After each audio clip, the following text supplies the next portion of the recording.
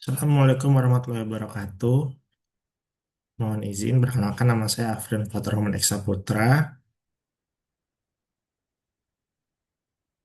Izin untuk menyampaikan terkait transformasi data menjadi wawasan strategis, penerapan bisnis intelijen pada industri manufaktur kap plastik dan kemasan minuman.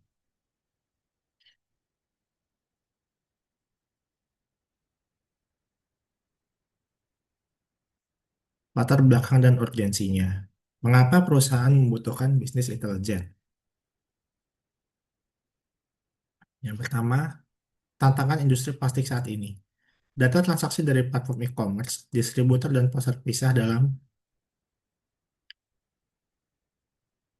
spreadsheet berbeda data silos, proses analisisnya itu masih manual, lambat, dan rentan akan kesalahan.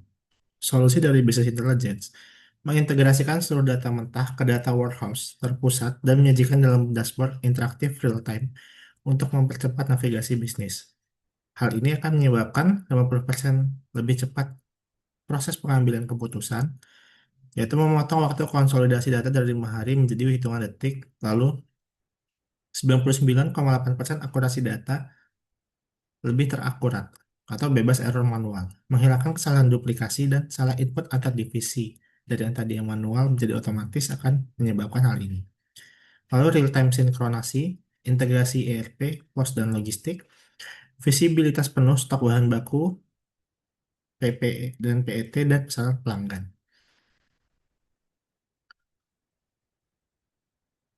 Alur kerja teknis, arsitektur dan integrasi data business intelligence. Yang pertama, ingestion, penarikan data, sumber dan prosesnya dari ERP, CRM, post e-commerce, dan sistem logistik armada.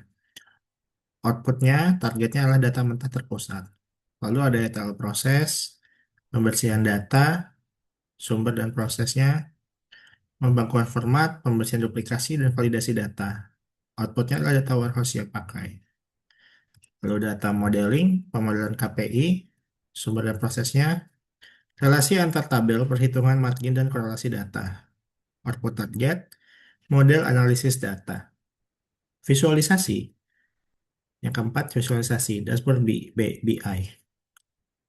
Sumber atau proses, tabel interaktif di Power BI atau tabel untuk manajemen. Output targetnya wawasan siap pakai.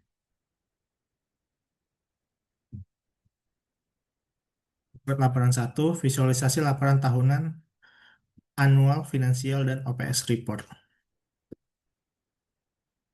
Jadi, ini data dummy yang saya buat. Perbandingannya, total pendapatan 213 miliar, terdapat kenaikan 24% year on year-nya.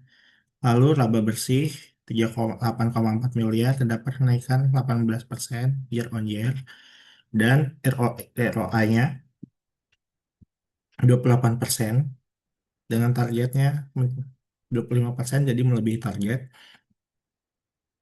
dan total produksi cup 142 juta piece atau 31% year on year.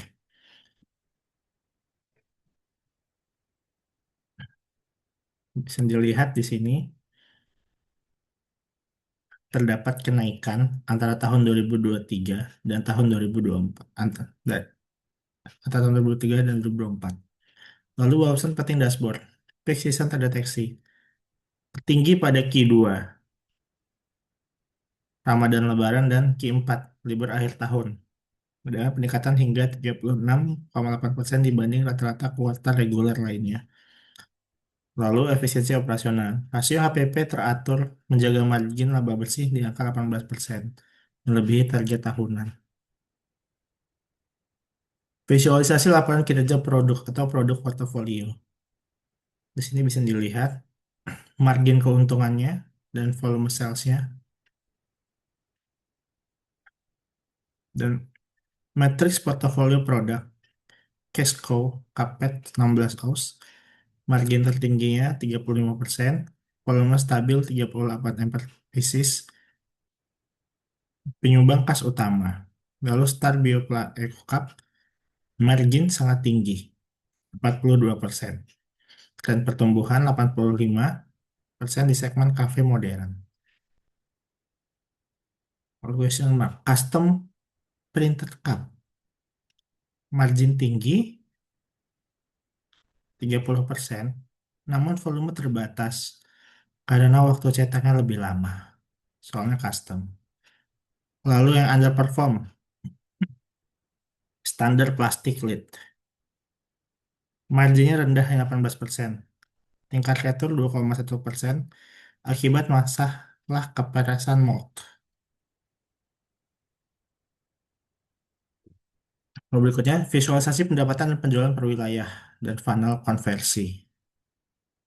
Di sini dapat dilihat pendapatan besar ada di DKI Banten, Jawa Barat, Jawa Timur, Bali, dan luar Jawa. Di DKI Banten, Jawa Barat kedua, luar Jawa di luar ketiga, dan Jawa Timur Bali keempat.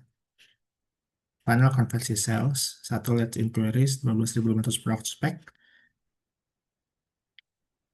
daftar permintaan kuotasi, harga dari platform digital dan website, lalu ada qualified leads, 5.800 prospek, Francis Boba, cafe dan distributor kemasan terverifikasi, yang ketiga proposal dan sampel send, 2.400 account, pengiriman sampel fisik cup dan negosiasi harga volume. Yang keempat, close contact, 920 account, 38,3 closing rate, kontrak supply berkala aktif tahunan. Kode laporan keempat, visualisasi laporan segmentasi pelanggan RFM analis. Sini bisa dilihat Francis Boba, Boba dan Coffee itu mencakup 42% dari total, lalu e-commerce 12%, Horeska, Hotel, Resto, dan Cafe 18%, distributor regional 28%. Ini laporan segmentasi pelanggan. Analisis segmentasi RFM pelanggan. VIP Champion 22%. Nilai transaksi RP 500 miliar per tahun. Repeat order tiap 2 minggu. Menerima dedicated account manager dan account khusus dan harga khusus. Lalu untuk loyalty creators, ada rutin bulanan target potensial untuk cross-selling produk Eco dan cetak logo custom. Dan churn risk 13%. Pelanggan tanpa pemesanan ulang lebih dari 60 hari. Perlu intervensi tim sales dengan penawaran diskon khusus retensi. Kalau new prospect, pembeli baru dari iklan e-commerce fokus pada onboarding dan pengalaman pertama pengiriman tepat waktu, jadi harus lebih difokuskan di sini. Berikutnya, visualisasi efektif mode pengiriman dan kinerja logistik.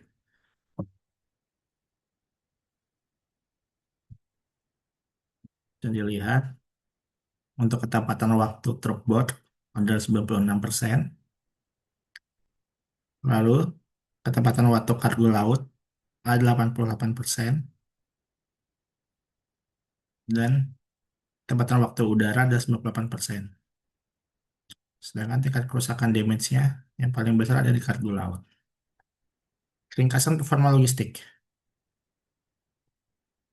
Rata-rata SLA keseluruhan adalah 94%. Tercapai di atas target perusahaan, sebesar 92%. Lalu durasi pengiriman Jawa, kurang lebih 2,4 hari. Armada truk box internal sangat efisien untuk di darat dan lalu durasi pengiriman luar Jawa 5,8 hari, tergantung jadwal kapal logistik. Dan tindakan evaluasi yang perlu dilakukan adalah negosiasi 3PL laut.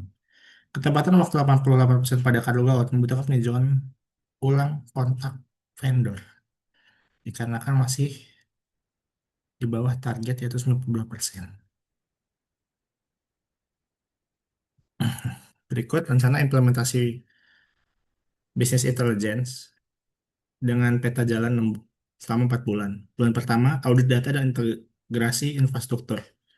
Konsolidasi sumber data dari ERP manufaktur, post-sales, e-commerce, dan sistem logistik ke staging area terpusat. Bulan kedua, data warehouse dan KPI modeling. Pembangunan arsitektur data warehouse, skema pembersihan ETL, serta penentuan formula metrik KPI bisnis. Yang ketiga, desain dashboard dan testing UAT, pengembangan visualisasi interaktif di Power BI atau Tableau, pengujian akurasi data, serta kebutuhan divisi. Lalu, user adoption, training, dan go live. Program pelatihan eksekutif dan staf, dokumentasi standar operasional, serta peluncuran sistem BI secara penuh di bulan keempat.